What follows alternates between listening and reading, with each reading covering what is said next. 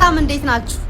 እኔ በጣም የሚገርመኝ ንፍጣሙም ተነስቶ አማራ ላይ መቀለድ ጂሉም ዝርክርኩም ስንት ፕሮሞት የሚደረግ ባህል ወግ ታሪክ ስንት ነገር እያለ ልመናን ፕሮሞት ማድረግ ምን አመጣው ነው እኮ ነው ያልቃ። ቅዱስ ላሊበላንና አሚናን ወይም እነዚህን የሚለምኑትን ሰዎች ምን አገናኛቸው? ቅሌታም ትውልድ እያፈራን ኢትዮጵያዊ ሆነ በኢትዮጵያዊ ገዳማት ላይ በጸያፉ አፍህ የተከፈተልህ ሰው ካለ ላሊበላ በተጠራ ቁጥር የአማራ ሕዝብ ግዙፍነት ዓለም ያየዋል።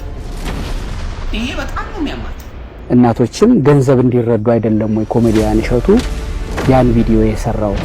አሁን አንድ በይሉ ቢጫውን ወይ አለብሶ አቤት ፍጥረት ደግሞ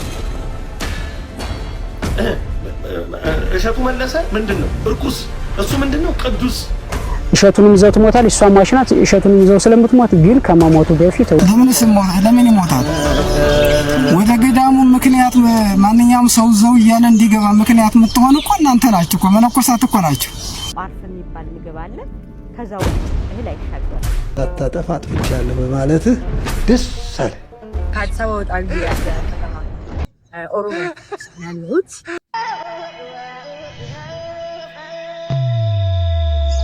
እኔ እኮ የሚገርመኝ ማለት ነው ስንት ፕሮሞት የሚደረግ ባህል ወግ ታሪክ ስንት ነገር እያለ ልመናን ፕሮሞት ማድረግ ምን አመጣው ነው እኮ ነው ያልቃ።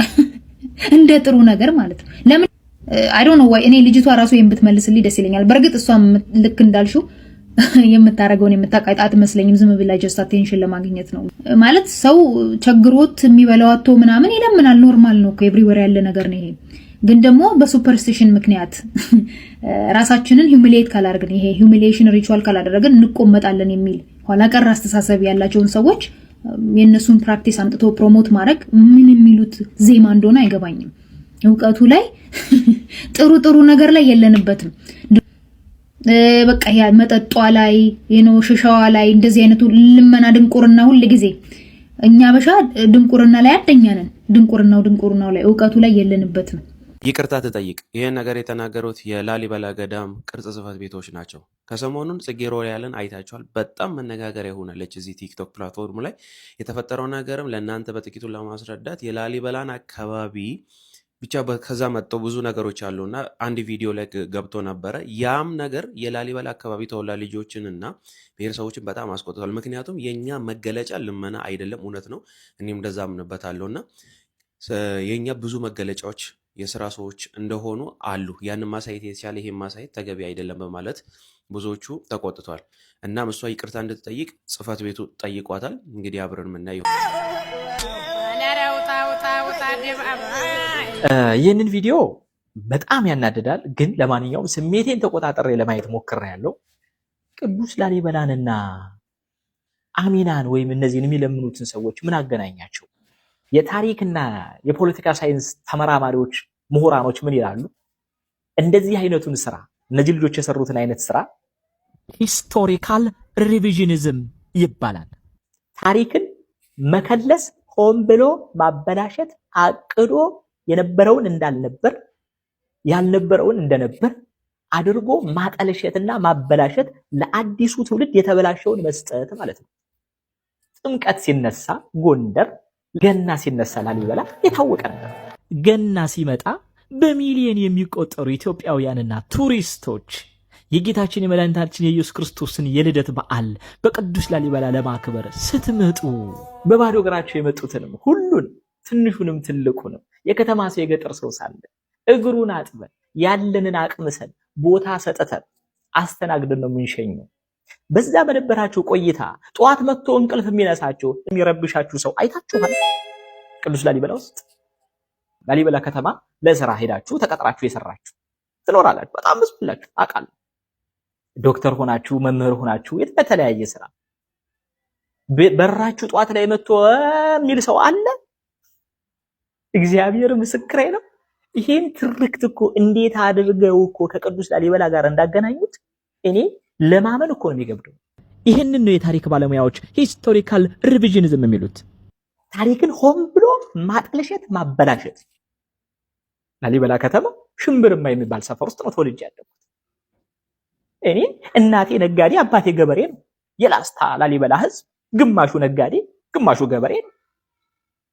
ላስታ ቅዱስ ላሊበላ መጥቶ ተሳልሞ የላስታ ላሊበላን ማር እንኳን ይዞ የማይመለስ የለም። የማር ሀገር የቅቤ ሀገር ነው። ገበሬ ነን። የምን አባትህ ልመና ነው አመተህ የለጠፍክብን? ይሄ የመጨረሻ ከባድ ነገር ነው። በነገራችን ላይ በወቅቱ ጎሳዬ ተስፋዬ ይህንን ዘፈን ዘፍኖ 90ዎቹ አካባቢ ይመስለኛል ከፍተኛ ተቃውሞ ገጥሞት ከቅዱስ ላሊበላ አባቶች መጥተው ተነጋግረው በዛን ወቅት እንግዲህ ይመስለኛል ሲዲው ምኑም ራሱ ከገበያ እንዲጠፋ ነበር የተደረገው። ተስማምተው ጎሳዬም ይቅርታ እንደጠየቀ ሰምቻለሁ። በወቅቱ ወዲህ ጀግንነት ሲነሳ የነራስ ኃይሉ የነራስ ደስ ያገር ነው። የነ ጀነራል አሳምነው ጽጌነ ጀነራል ተፈራ ማሞ ሀገር ነው ላስታ። አገሩ ወሎ አገሩ ላስታ ራስ ይመታል እንደበሽታ የሚባልለት ሀገር ነው። እንኳን ተንኩሶ ሲያልም 10 የሚጥል የጀግና ሀገር ነው። ምንድነው የምታወሩት? በዓለም ቅርስነት የተመዘገበ ጭስ አልባው ኢንዱስትሪ የተባለለት አንድ እኮ ያለን ሀብት እኮ ቅዱስ ላሊበላ ነበር። ብንጠቀምበት እኮ ከዓለም አንደኛ የቱሪስት መስህብ መሆን የሚችል ቦታ እኮ ነው። አብዛኛው ሰው በትክክል የቅዱስ ላሊበላ የላስታ ላሊበላ ህዝብ እንደዚህ እንዳልሆነ ሊያውቅም ላያውቅም ይችላል። አላውቅም። እኔ ግን ግልጽ ማድረግ ያለብኝ ነገር ግልጽ ላድርግላችሁ ብዬ ነው። ቅዱስ ላሊበላ ለቅዱስ ላሊበላም ሆነ ለኢትዮጵያውያን ያበረከተው ስራ ልመናን ሳይሆን ስራን ለሰራችሁት ልጆች ጽጌንና ወንድማችን ያለኝ መልእክት ምንድነው? ኮንተንት እንደሚሰራ ሰው ባለማወቅም ልትሰሩ ትችላላችሁ። ግን የምጠይቃችሁ ነገር ይሄንን ቪዲዮ አሁን ከገጻችሁ ላይ እንድታጠፉ። ቅዱስ ላሊበላ ማስታወስ ከፈለግሽ ነው። አሁን አሸንድዬ ደርሰዋል። ሶለ ላይ ይጨፈራል። ላስታ ላሊበላ ላይ የላስታ ውብ ኮረዳዎች ወጥተው አሸንድዬ ይላሉ፣ ሶለ ላይ ይላሉ።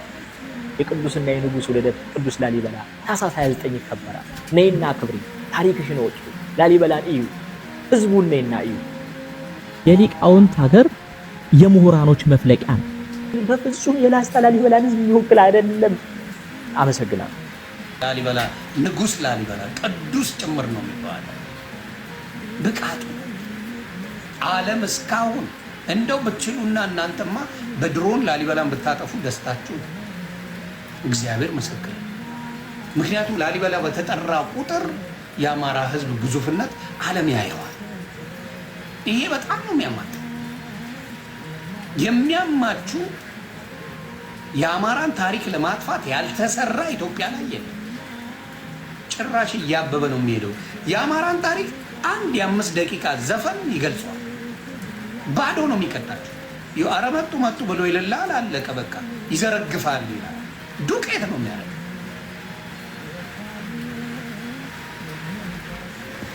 አንድ በ5 ደቂቃ ድምጥ ማተን ያጠፋል። ስለዚህ ቅዱስ ላሊበላ የንጉስ ስለሆነ አትናዱ፣ አትብሸቁ፣ አትበሳጩ።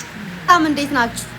እኔ በጣም የሚገርመኝ ንፍጣሙም ተነስቶ አማራ ላይ መቀለድ፣ ጂሉም ዝርክርኩም ሸሌውም ተነስቶ አማራ ላይ ማፌዝ፣ በቃ በአማራ ላይ መቀለድ እኔ እኮ ይገርመኛል።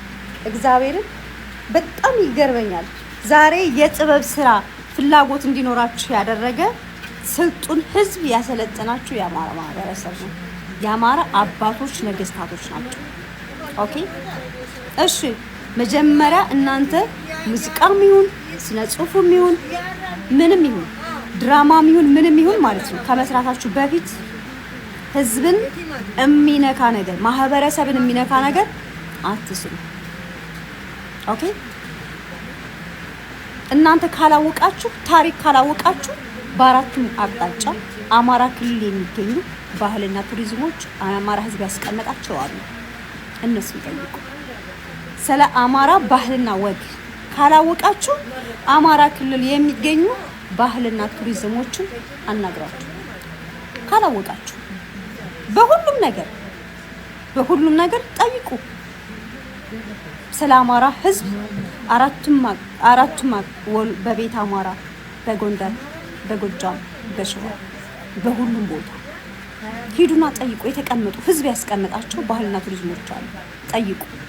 ከዛስ ህዝብን ካስቀየማችሁ በኋላ እኛ ህዝብን ለማስቀየም ፈልገን አይደለም፣ ይቅርታ የእናንተን ይቅርታ ቀቅላችሁ ቢሉት።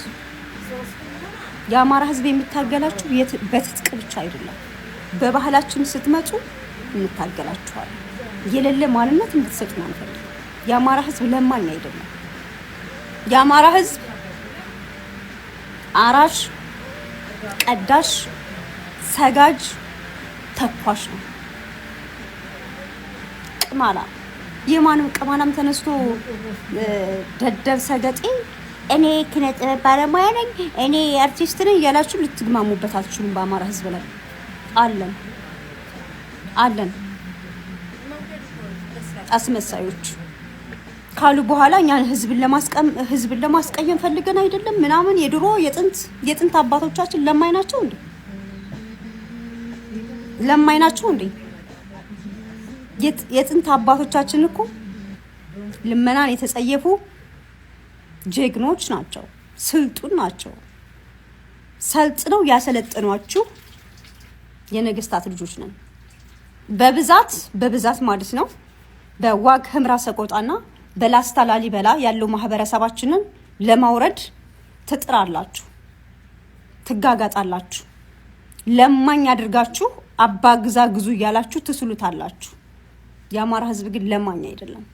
በአራቱም አቅጣጫ ብትሄዱ ለምኖ ሳይሆን አርሶ የሚበላ ፈትፍቶ የሚበላ ጀግና ህዝብ ነው። ይሄን እወቁት። አማራ ክልል ወረድ በሉ።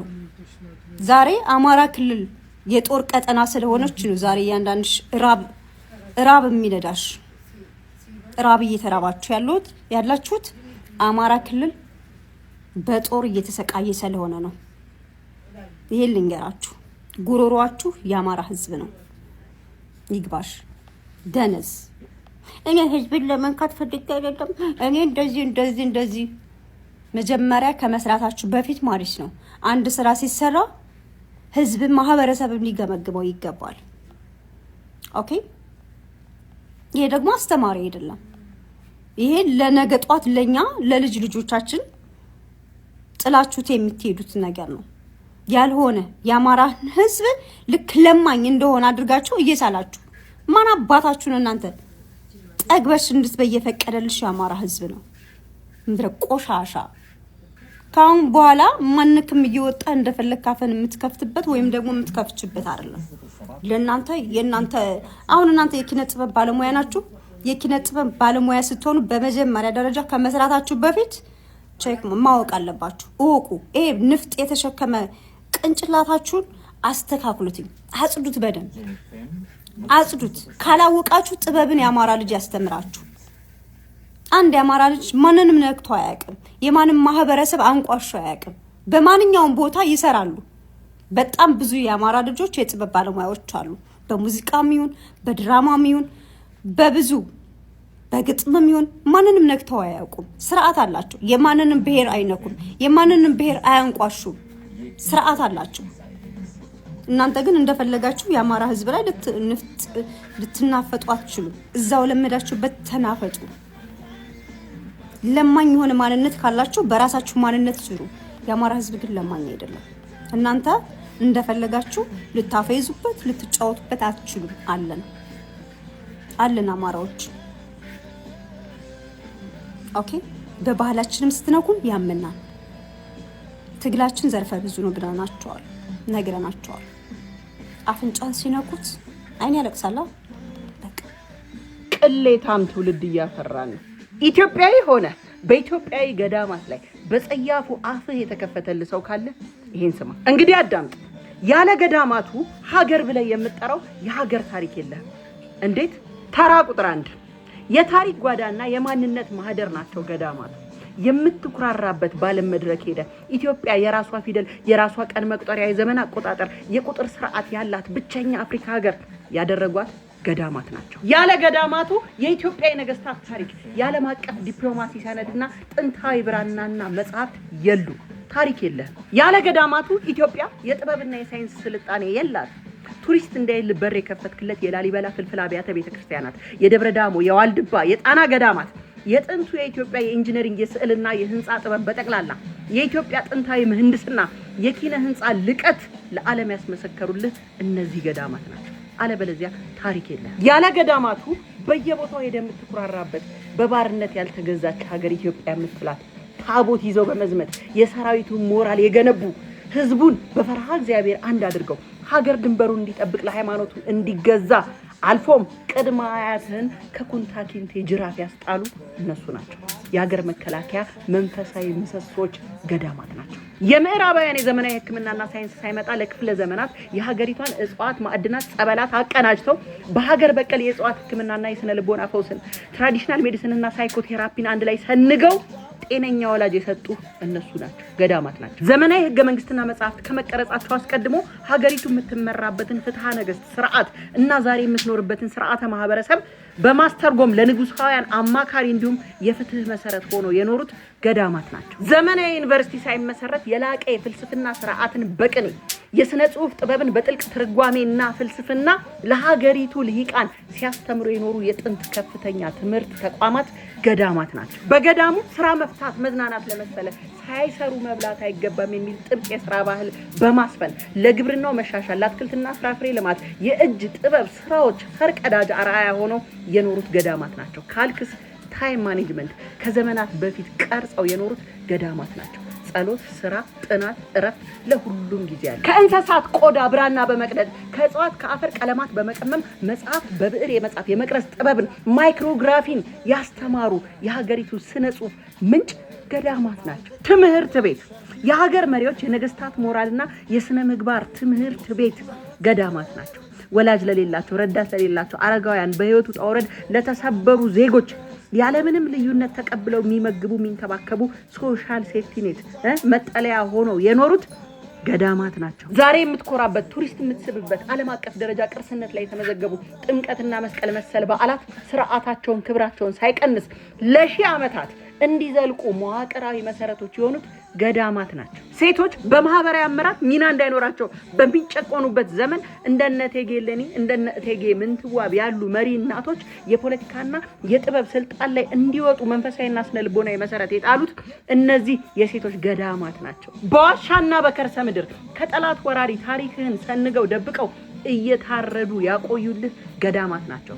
እንደ ንጉስ ካሌብ እንደ ንጉስ ላሊበላ የስልጣን ጥመኝነትን በቅድስና የሰበሩና ያስተማሩ ተቋማት ገዳማት ናቸው። ጥንታዊ ብረታ ብረት ማዕድናትን የማቅለጥ ጥበብ ለመሳሪያ፣ ለጌጣጌጥ፣ ለነሐስ መስቀሎች እንዲሁም ለደውሎች የማዕድን የማቅለጥ ጥበብ ወይም ሜታለርጂን የዳበረው በገዳማት የሀገሪቱ የውሃ ምንጮች ፈሳሽ ወንዞች እንዳይደርቁ፣ ደኖች እንዳይጠፉ በዙሪያቸው ያሉትን ተራሮች ደኖችን በጥብቅ ሃይማኖት ከልለው ዛሬ የምትተነፍሰውን አየር ያስረከቡህ ገዳማት ናቸው። የጎሳ የቋንቋ ልዩነት ሳይገድባቸው የኢትዮጵያ ብዝሃነት ውበትና የአንድነት ትልቁ ማሳያ ሆነው የኖሩት ገዳማት ናቸው። ደከመህ አይደል? አይዞህ። በኢትዮጵያ ማህበረሰብ ውስጥ ለዘመናት የጸናው የሀገሪቱ ማህበራዊ መረዳጃ መሰረት የሆኑት እድርና እቁብ የመረዳዳት እሴት መዋቅር ቀርጸው ያስተማሩት ገዳማት ናቸው።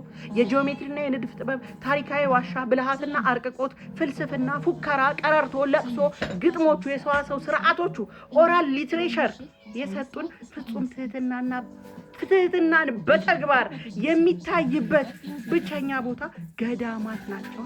ብዙ ያወራው መሰል አይደል? ለጆሮ እንዳይከብድ መንፈሳዊ ትግሉን፣ መስዋዕትነቱን፣ ገድሉን አውጥቼልህ ነው ከታሪኩ።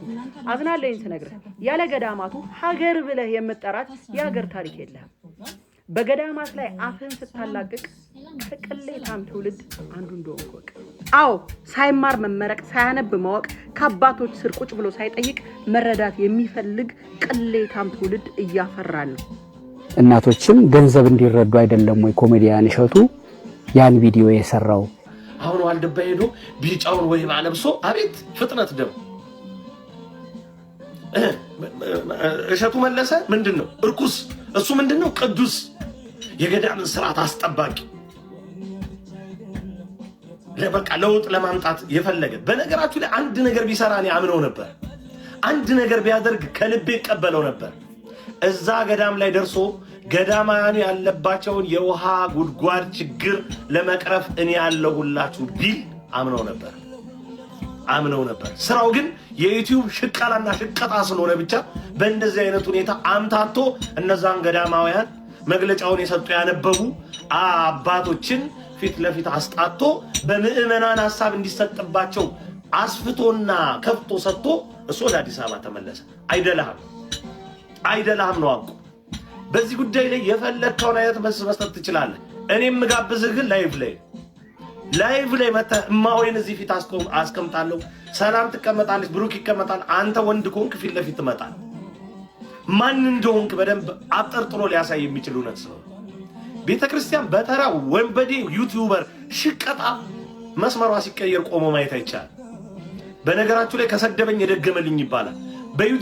በዩቲዩበሮች በርካታ የቤተክርስቲያን ስድቦች ልክ እንደ ምልከታ ተደርገው ሲቀርቡ እንመለከታለን። ልክ እንደዚህ ሰው ማለት አይቀርብም ይባላል እኮ አንዳንድ ሰው ታድሶ መናፍቃን በእኛ መድረክ ላይ ፈንጭተዋል፣ አጥፍተዋል የሚለው ሊነገር ሲገባው አይ ነበጋሻው እኮ ትሁታን ነበሩ ተብሎ ሲነገር አያስተላልፈው። ለቤተ ክርስቲያን የማይጨክን ሰው ይህንን አያደርግ። ስለ ጨከንክ ነው እንዲህ ነገሮችን የምታስተላልፈው። ብዙ የተሐድሶ ትምህርቶች በዚህ ዩቲዩብ ገጽ ላይ ተለቀዋል። የሚያወላዱ ኦርቶዶክሳውያንን ለምን ብለው የሚያሟግቱ ጥያቄዎች በአጠቃላይ እዚህ ሰው ጋር የሚቀርቡበትን መንገድ ተመልከቱ። ውሸት ካወራው ከመላሴ ጸጉር ይነቅ። ለገዳሙ አስበህ አልሄድክም። እዚህ ቦታ ገዳማውያንን እንድንጠላ ከገዳማውያን ጋር ያለን ቅራኔ እንዲሰፋ የተሰራ ኃይለኛ ፖለቲካ ነው። እወቁ። ይሄ ሌላ ባልተፈለገ ሁኔታ አንዳንዴ ይወላችሁ እኔ አንድ አቋም አለኝ ሁሌ የምናገር ከነ ምናምናችን እዚህ ቅድስት ቤተክርስቲያን ውስጥ እናስፈልጋለን። ጊዜው የመኖር ነው፣ የመገኘት ነው። ከነ ኃጢአት በደላችን ከነ ክፋታችን እየተራረምን ውስጥ ለውስጥ እየተጨቃጨቅን እየተቻቸን ለቤተክርስቲያን በቤተክርስቲያን እናስፈልጋለን። እውነቱ ይሄ መጋቢ ሰናያት እሸቱ ቅድም አንስቼዋለሁ። ብዙ አይነት ትክክል ያሉት ነገሮች ሊሰራ ይችላል፣ ሰርቷል። በዚህ በዋልድባ ጉዳይ ደስ የማይሉ ነገሮች ሆነዋል። ይሄ ሊሸፍን አልችልም እሱም ያመነው ስለሆነ። ከዛስ እሸቱ ወንድማችን ትክክል አይደለም፣ ይሄ ጠፍቷል፣ ይሄን ስድብ አስፈጠረህብናል፣ ይሄ እኮ መንገድህ ይሄን ስህተት አምጥቷል፣ በገዳሙም ዘንድ ይሄን ቅሬታ ፈጥሯል፣ ይነሳል፣ ተነስቷል። ይሄ እግረኛው ሚዲያም ያቀረባቸው አባቶች እንደዛ እንዲሰደቡ ነበር። እኔም ብያለሁ፣ አልዋሻችሁም። ከወንድም ከእህቶቼ ጋር ሳወራ የገዳም አባቶች ምንድን ነው ያህል እንደዚህ ስቱዲዮ ድረስ የሚንጦለጠሉት? አያችሁ፣ ይህንን ስሜት መፍጠር ነው ሀሳብ። ነገር ግን ወንድማችን ስድቡን ዋጣ አደረገና ያሉትን ትችቶች ሰበሰበና ይቅርታ መጠየቅ ባለበት ቦታ ላይ ይቅርታ ጠየቅ፣ አለቀ። ያ ከሆነ በኋላ ይሄ ሰው በክርስትና ተጨማሪ ድል ያስፈልገዋል። ይሰራል ወይ? ይሻሻላል ወይ? ይስተካከላል ወይ? ማየት አለብን። ቅን ነገሮች፣ መልካም የሰራቸውንም ነገሮች ሚዛን ውስጥ መክተት ያስፈልጋል። ለመቄዶንያ ፕላስ ለአሜሪካ ገዳም ለኳታር ስላሴ ያቺ አረብ ሀገር ነፍስ እንድታርፍ ትልቁን የመዘውር ስራ የሰራው ማለት ኮሜዲያን እሸቱ አይደለም፣ ሌላ ሰው ነው። የሚጠቀስ ትችት እንዳለ ሁሉ የሚነሳ መልካም ታሪክም አለ። መካድ አያስፈልግም። ይሄ ዝም ብሎ ሰው በመወለጭ ላይ የተመሰረተ አይነት ሂደት ደስ አይልም። ያስፈልጋል ማየት ያንን ሰው። አይዊሽ እኔ የምመኘው በዋልድባ ገዳም ላይ ስተቱን ዋጣ አድርጎ የታዘዘውን በብፁዕነታቸው አቡነ እስጢፋኖስ የታዘዘውን የውሃ ጉድጓድ ቆፍሮ ማየት፣ አሳክቶ ማየት። ከገዳም አባቶቻችን ትችትን እንደተቀበለ ሁሉ ዝቅ ብሎ ምርቃት ሲቀበል ማየት ነው። ይሄ ነው ክርስትና። ልባችን መልካም የሆነ ሰዎች ይህንን እንመኝለት። ለዚህ ወንድም እንዲሰራ እንመኝለት። ስንት ለስንት ተጣጥለን ይሆናል፣ ስንት በስንት ተጣጥለን ተገፋፍተን ይሆናል። ሁሉም ተመቶ ወድቆ እንችለዋለን። ማን ነው አርነት የሚያወጣ? በየሁሉ ነገር ማን ነው ከፊት እየቀደመ አስፈላጊያችን የሚሆን? ሽማግሌውንም ጳጳሱንም ካህኑንም ምዕመኑንም ሰንበት ተማሪውንም ዲያቆኑንም ካረገፍን መጨረሻው ከባድ ይሆናል። ስርዓት ተኮር ሁኔታዎች ላይ ድርድር አያስፈልግም። ነጩ ጥቁር ሆኖ ቢቀር እንኳን መነገር አለበት። እስከተራረምን ድረስ ግን በጋራ ተቻችለን ይህንን በዚህ አድርገው ይሄ በዚሁን እየተባባልን መጓዝ አለብን። ይህንን ማድረግ ያስፈልጋል። ማስተዋል ያለበት ሰው ይህንን ቢያስተውል ደስ ይለኛል። ይህንን ልጅ ምንድነው እንደዚህ ነገር እየተቆረጨመበት ያለው ከተባለ የሚያጠፋቸው ጥፋቶች አይደሉም፣ የጠፉት ጥፋቶች አይደሉም። ይሄ ልጅ የማይደረስበትን አንድ ትልቅ ፕሮጀክት ሰርቷል። የካሊፎርኒያው ገዳም የማይደረስበት ለጥፋት ተደርሶ የማይቃጠል ለሴራ ተደርሶበት የማይጎነጎንበትን አንድ ገዳም አሳክቷል። ጥቅሙ ካናዳ፣ አሜሪካ፣ አውስትራሊያ፣ አውሮፓ ላላችሁ ሰዎች ላለን ሰዎች በደንብ ግልጽ ነው። እዚህ ዓለም ላለን ኦርቶዶክሳውያን ምን ያክል እንደዚህ አይነት ቦታዎች እንደሚያስፈልጉ በነገራችሁ ላይ ለሀገር ውስጥ አጠቃላይ የቤተ ክርስቲያናችን የኢኮኖሚ ስሪት የኢኮኖሚ ዲቨሎፕመንት እዚህ እኛ ዓለም ላይ ያለ ጭንቅላት ላይ አእምሮ ላይ መሰራቱ ግዴታ ነው።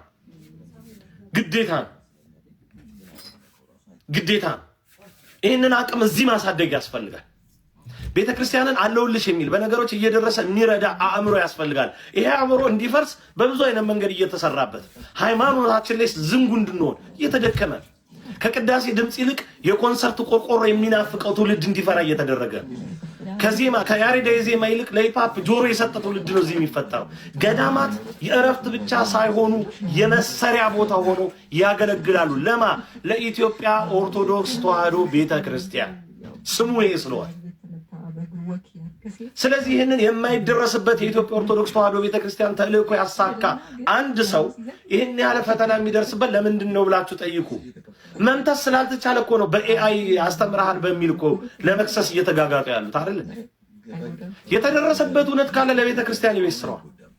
ይሄ ወንድም በዚህ አይነት ፕሮጀክቶችን የማሳካት ጉዞ ያጠፋው ጥፋት ካለ ወንጀል ካለ ሌብነት ካለ ቤተ ክርስቲያን የማረሚያ መንገድ አላት። በዛ መንገድ ይስተካከላል፣ ይታያል። የተሰሩ ስራዎች ላይ የነበረው ድርሻ ምንድነው የሚለውን ማየት ያስፈልጋል። ኢን ሚሊየንስ ዶላር በእነኛ ሌሊቶች ሰብስቡ ይህንን አንድ ከተማ የሚያክል ገዳም ገዝቶ መጨረስ ማለት ያንሳል እንዳይምሯችን ላይ።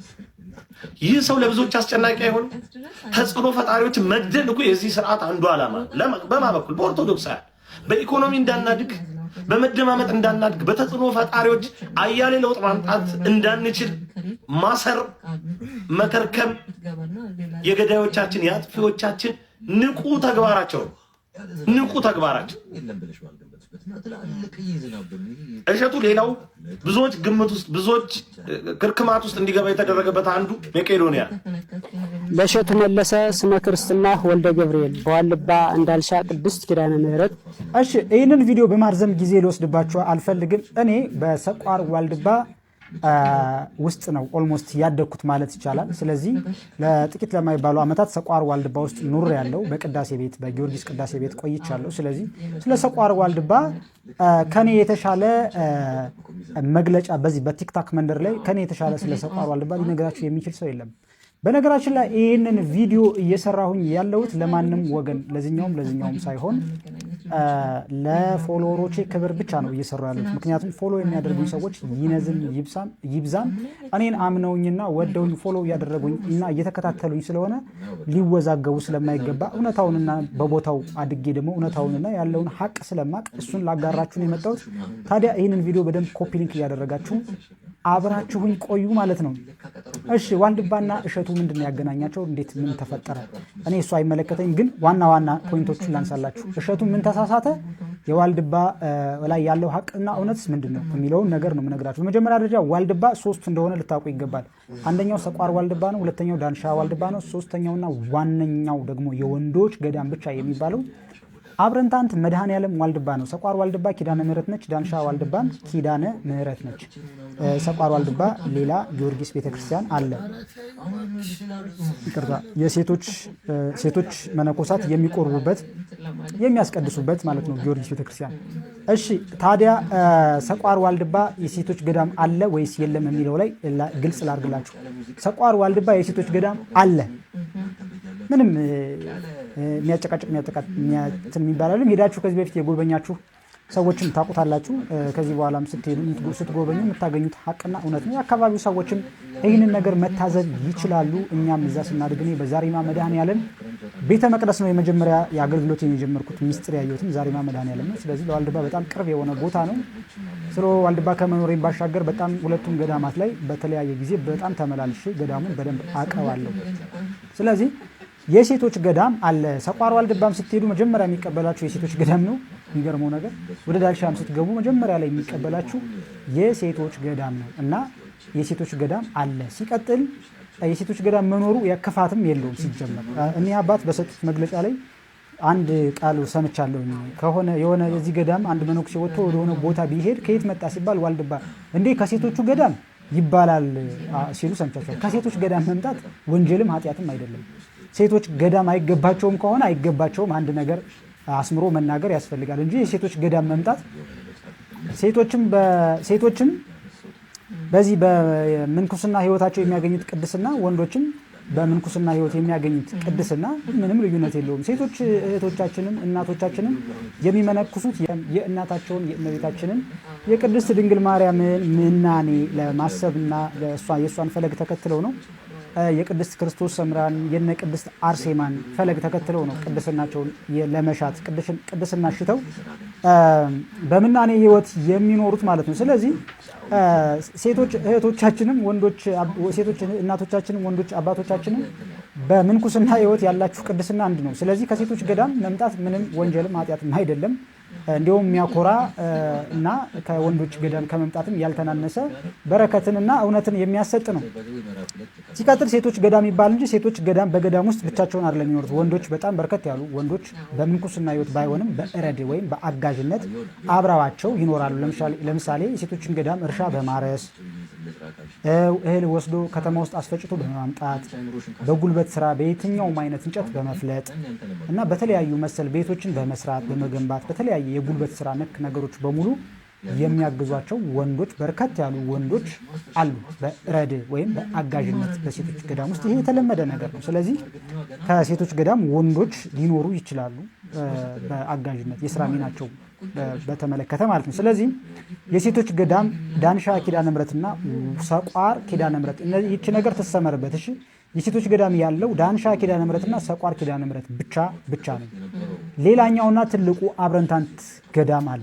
የመድኃኔዓለም ቤተክርስቲያን የሚገኝበት አብረንታንት ቤተ ጣማና ቤተ ሚናስ የሚባሉ የተለያየ ስርዓት ያላቸው አማኞችም ጭምር በዛ ቦታ ውስጥ በምናኔ አሉ። እሱ ሌላ ጊዜ መልስ በጣም ሰፊ ርዕስ ስለሆነ፣ ስለዚህ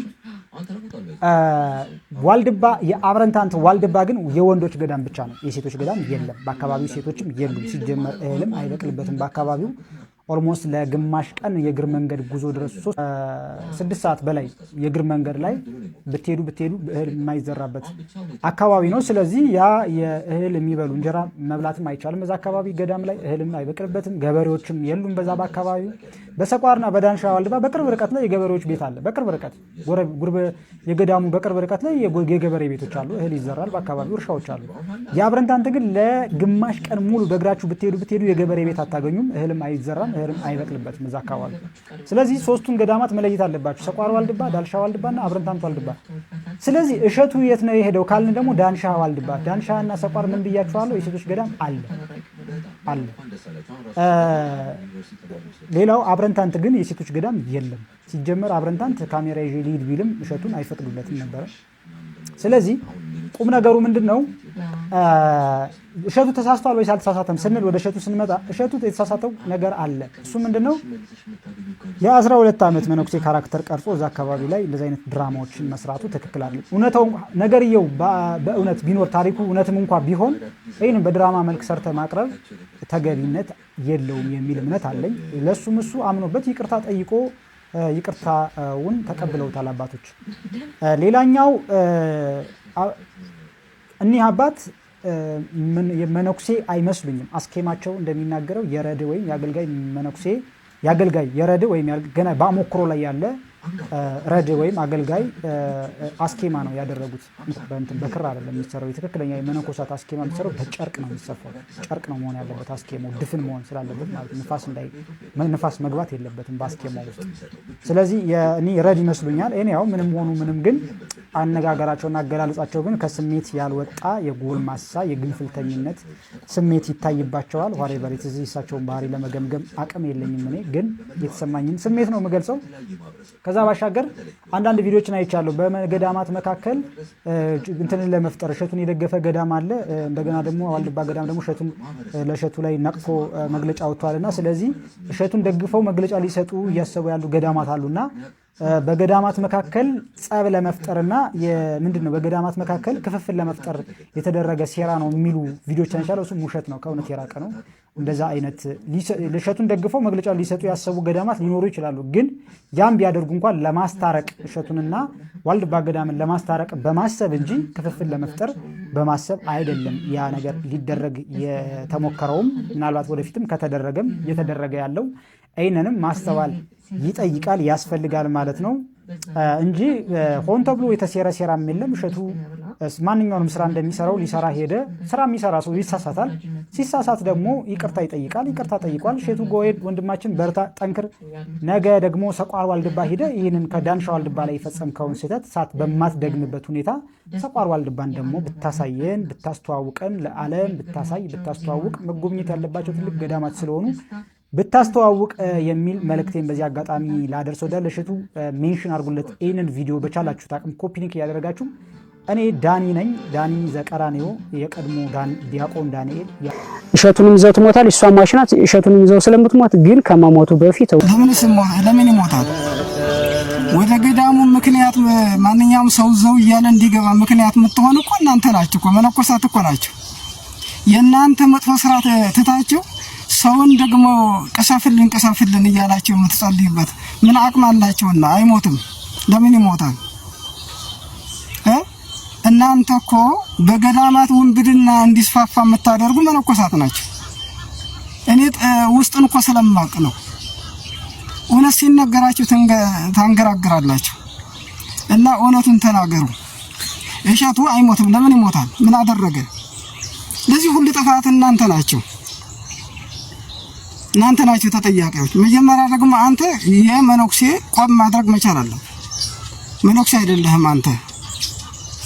አለባበስህ ማለቴ ነው የለበስከው ቆብ የአመኮሮ ቆብ ነው።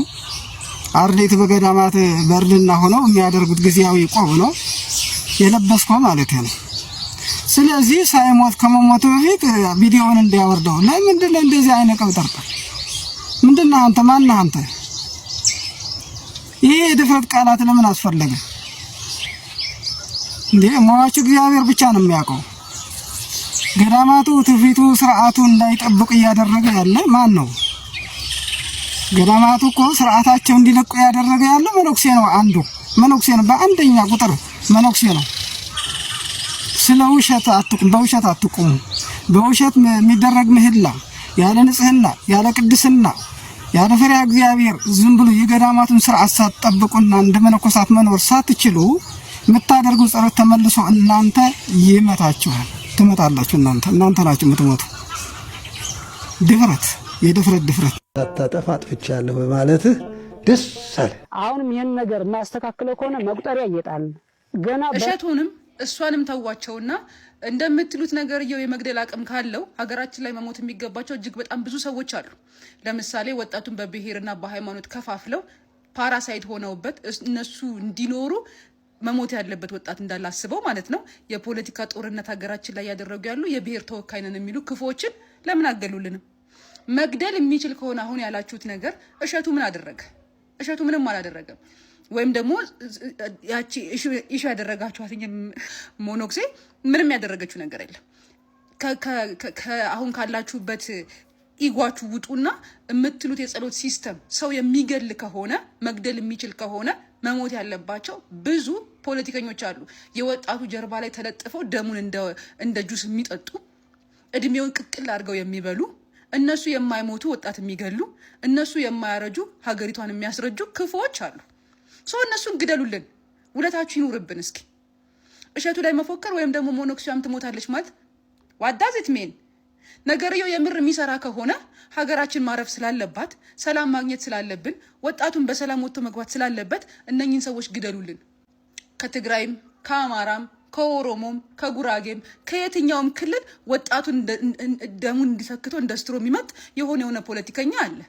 እነሱን ግደሏቸው እና ሰርፕራይዝ አድርጉን። ሀገራችንን ሰላም አድርጓት።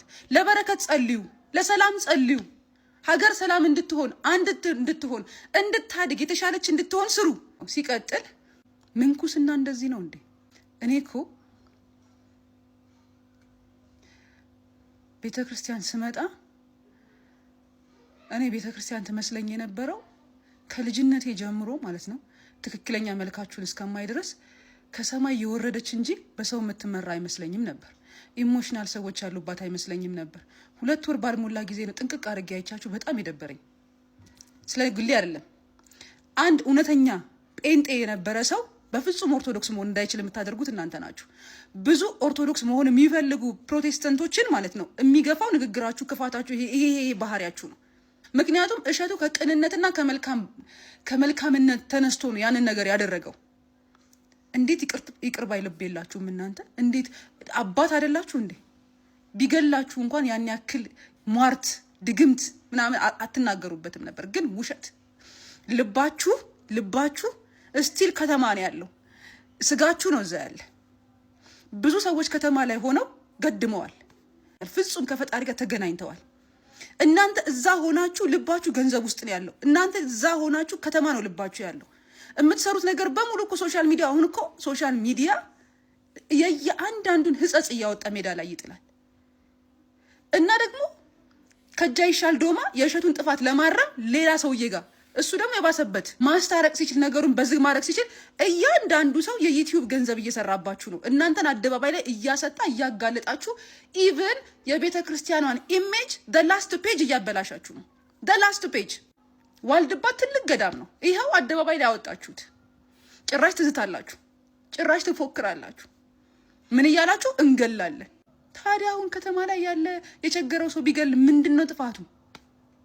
የራበው ያ ገንዘብ ያጣ ሰው ወንጀል ቢሰራ ምንድነው ክፋቱ? እናንተ ዓለም በቃኝ ያላችሁ ሰዎች ይሄን ካደረጋችሁ እውነቴን ነው የምላችሁ ዲስ ታይም ማለት ነው እሸቱ የሆነ ነገር ቢሆን ከዋልድባ ውጪ እዛ ውስጥ ካሉ ሞኖኮሳት ውጪ ማንም ምንም ሊያደርገው አይችልም። ግን ነገርየው እውነት የሚሰራ ከሆነ ግን ለኢትዮጵያ እድገት ተጠቀሙበት፣ ለአንድነት ተጠቀሙበት፣ ለሰላም ተጠቀሙበት። ፖለቲካ አትስሩ።